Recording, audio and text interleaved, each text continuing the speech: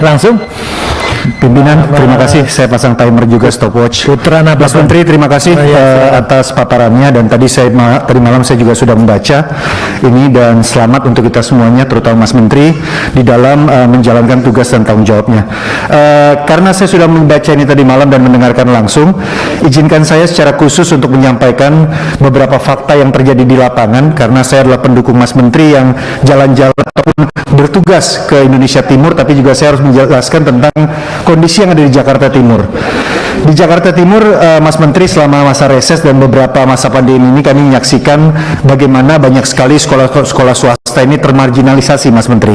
Ini ada kaitannya dengan banyak sekali sekolah negeri yang membuka ruang kelas baru. Bahkan sekolah negeri baru pun bisa mereka menggeser pendaftar siswa yang dari sekolah swasta.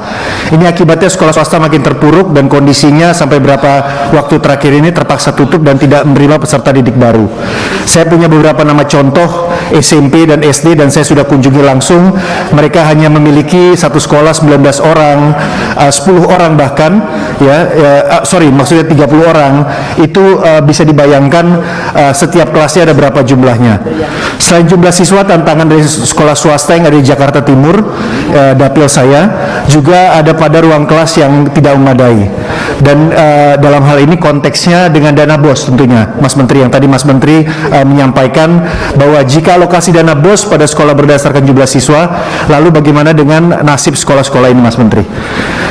Kami juga melihat satu catatan juga yang ingin saya sampaikan dari Jakarta Timur, khususnya terkait dengan bagaimana dampak COVID-19 ini. Banyak sekolah terpaksa menggaji gurunya seadanya.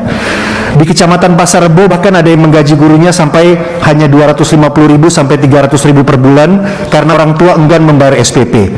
Ini membuat pihak sekolah harus mencari pinjaman bank. Ini jelas, ini real. Saya melihat langsung dan saya ikut berkomunikasi dengan pihak sekolah langsung. Jadi di tengah cerita dan sukses kita bersama, Mas Menteri, saya menghadirkan fakta lain. Fakta yang lokasinya tidak jauh dari kantor kita, DPR maupun Kemendikbud.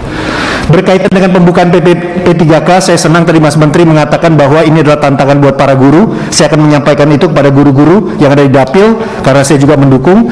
Tapi Mas Menteri, ada guru juga, terutama guru swasta, mereka mengatakan kalau mereka sukses dan mereka diangkat, belum tentu mereka mau masuk ke negeri. Apakah harus masuk negeri atau mereka boleh tetap ada di swasta? Yang berikutnya, waktu saya 15 detik lagi, terkait dengan PJJ, saya rasa kita perlu mengapresiasi orang tua. Saya melihat sejak bulan Maret lalu tahun 2020, Komisi 10 maupun Kemendikbud, kita abai untuk mengapresiasi peran orang tua sebagai pendamping dari para murid. Ini kalau udah, bunyi, saya juga bunyi. Saya rasa itu aja, masih ada 2 catatan lagi, tapi saya harus disiplin waktu. Terima kasih. Wassalamualaikum warahmatullahi wabarakatuh. Merdeka. Salam.